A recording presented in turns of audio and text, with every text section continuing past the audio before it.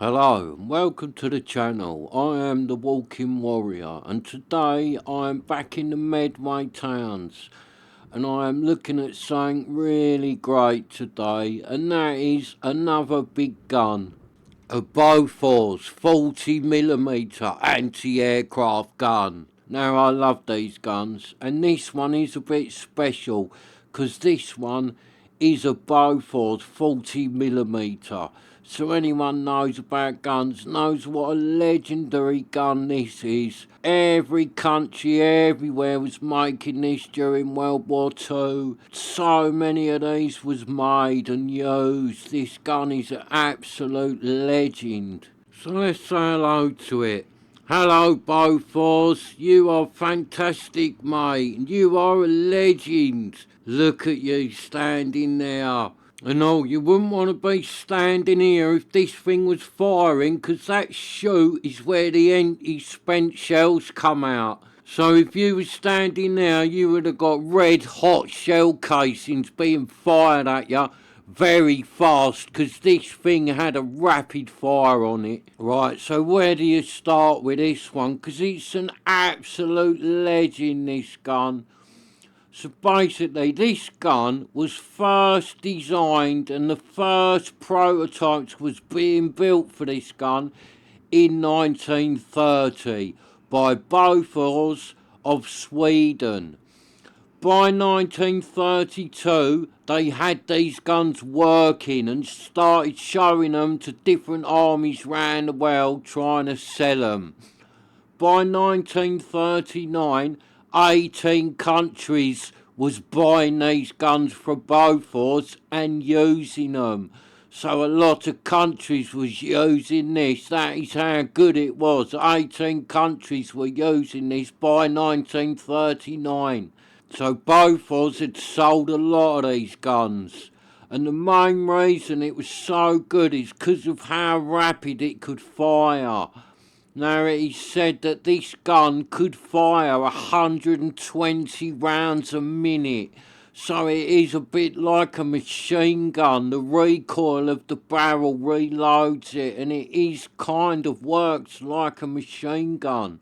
So it could fire 120 rounds in a minute, and for 1932 that's quite mad. There weren't nothing else firing like that in 1932. This thing was fast. Now obviously there was handheld guns that could fire faster than this, and there was also machine guns that you would have laid on the ground with that could outfire this, but there was not anything as big as this with a 40mm caliber that could outfire this.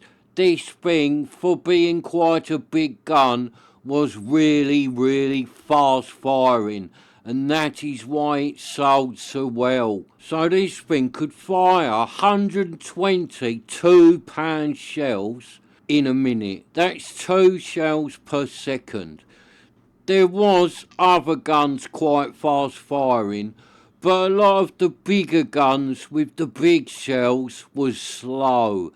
So whereas they packed a lot more power and had a much bigger punch if they hit something, this little Bofors could just get tons of shots in. So if you was trying to shoot down a plane, whereas them other guns had a lot more power in them, and if they got a direct hit, yeah, they did more damage, but they were slow firing. Whereas this Bofors, if you aimed it at a plane, you could let go with 120 shells in 1 minute. Some of them had to hit it. So if you hit it 3 or 4 times, you would take it down because it had enough of a punch with its little £2 shell that if you got a couple of good shots in, this thing could take out anything.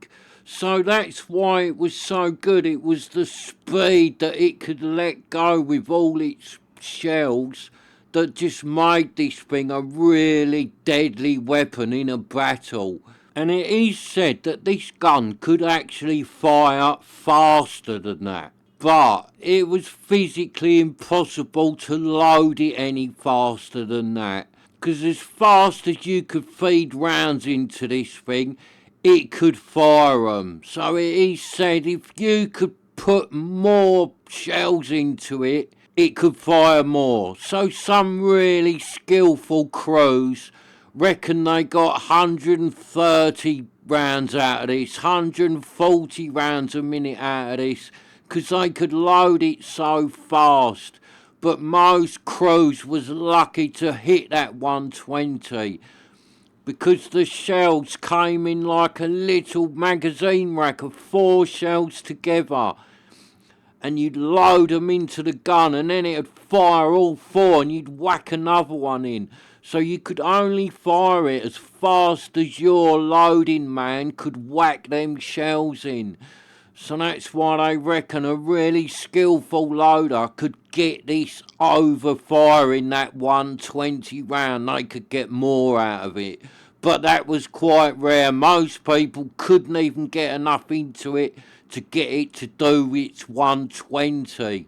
So the better the crew on this gun, the more deadly this gun was. So in 1939, when the Second World War broke out, people just couldn't get enough of this gun. Everyone wanted it because it was so good. Everyone wanted this BOFORS 40mm. So we actually bought a licence off of Sweden. So we manufactured our own ones here in the UK.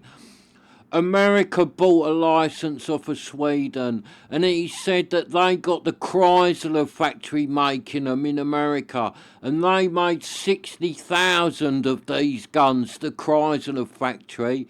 Canada was making them. Japan got hold of some from somewhere, so Japan like captured some of these off of someone else. So they stripped it down, re-engineered it, and then they was making their own version of it.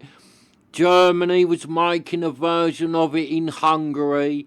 This gun was just being made everywhere.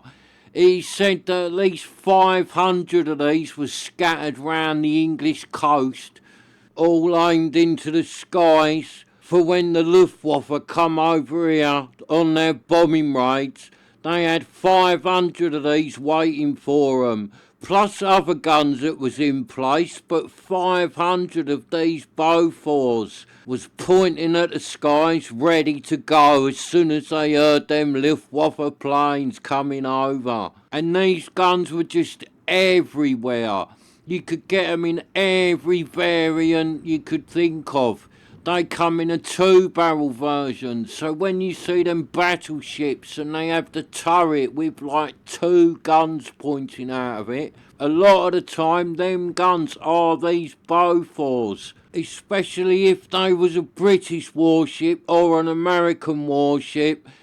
On a British or an American ship, you could pretty much guarantee that the guns would be these BOFORS. And you could even get a 4-barreled version, which was on a lot of ships, and you could get land versions as well.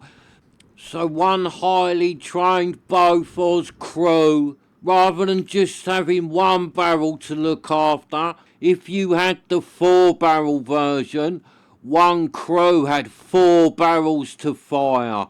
So that would be 480 shells per minute. Now you wasn't dodging that. If you're in a plane and you got near one of them 4-barreled versions, you wasn't dodging that. 480 shells coming at you in 1 minute, you are getting shot down. It's as simple as that. So the most common variant of this gun was the single-barrel version, like this one we're looking at.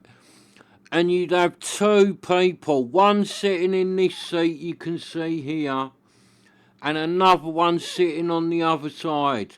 And that handle that you can like turn, the one who'd sat this side, I think he done the side to side, and the bloke sitting the other side, he done the up and down. And then one of them had a foot controller where they fired it. So one man done the up and down, one man done the side to side, and then one bloke fired it with his foot. You had another man loading the cartridges in, someone else bringing the cartridges, and someone else just looking after all the gun, making sure keeping it working. So that would have been the crew. So you'd have sat there looking out of that sight there. They would have had little sights on them, which I think are missing on this one. They're not on it, but it would have had like a little sight, one either side, for the men sitting in the seats to get the old plane in target. One do the up and down, one do side to side, and then fire it with your foot. But he said if you push that foot pedal, it would just instantly fire 4 rounds, and that loader would have to shove another one in.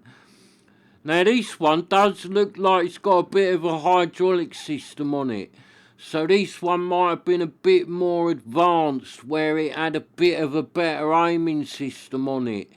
But a lot of the time people didn't use that because it meant you had to have generators going and pumps and all that doing the hydraulics. So when you was out in a battle, you didn't have all that.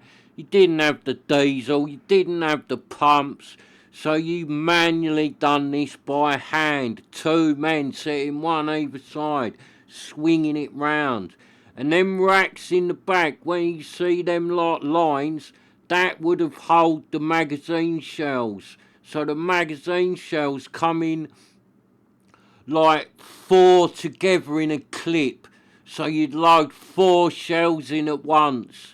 That is where the other seat would have been, on that little post. That would have been for the second man. But sadly in this one, someone's nicked his seat.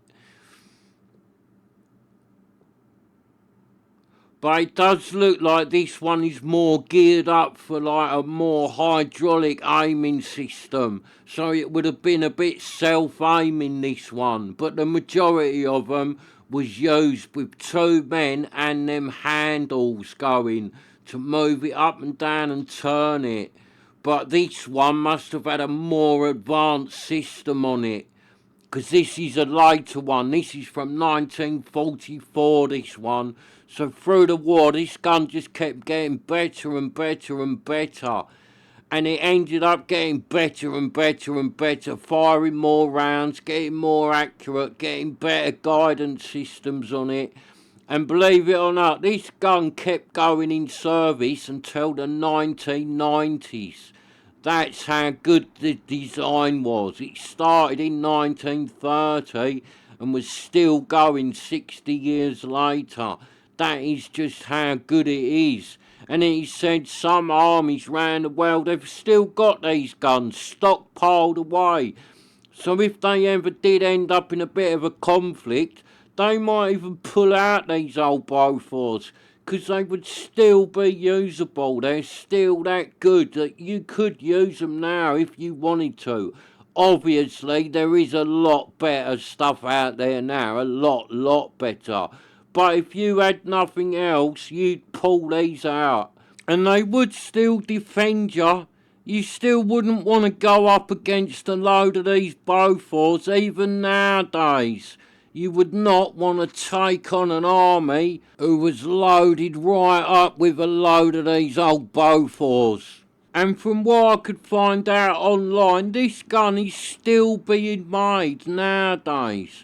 A version of it to go on a battleship, an anti-aircraft version of this gun, is still in existence. So there is a lot of battleships out there that still have this gun on them.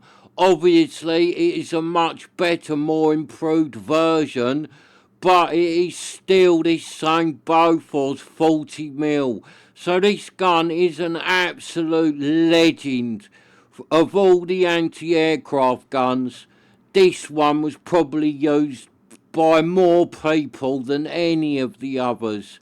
It's been on boats, it's been on the old half-tracked vehicles, it has been on the back of lorries, it has been on the back of like big pickup trucks, it has been on trailers, it has been mounted everywhere. This gun was even in some planes. You look at some of them big bombers from back in the day, them guns pointing out the sides of it, They are these BOFORS. This BOFORS was even turned into a tank gun. So they made tanks with this gun in, and them tanks was very successful. So this gun has been everywhere, from the one-barreled version to the two-barreled version and the mighty four-barreled version. This gun has done it all. So that is why this gun is an absolute legend, and I love this old BOFORS. And look, there's that foot pedal. You imagine pushing that 120 rounds a minute. Oh, that must have been something special. Just pushing that pedal and letting this thing rip. Oh, and I really want to have a go, but sadly I haven't got any pellets. And the only shop around here is the petrol garage over the road. And although petrol garages nowadays sell everything, I don't think they will sell shells for this 40mm BOFORS.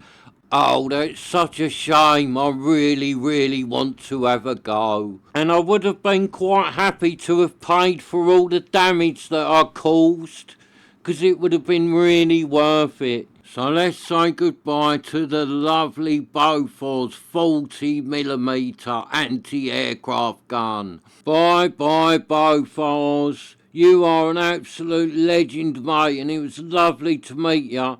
And now you are one of the stars on the Walking Warrior channel.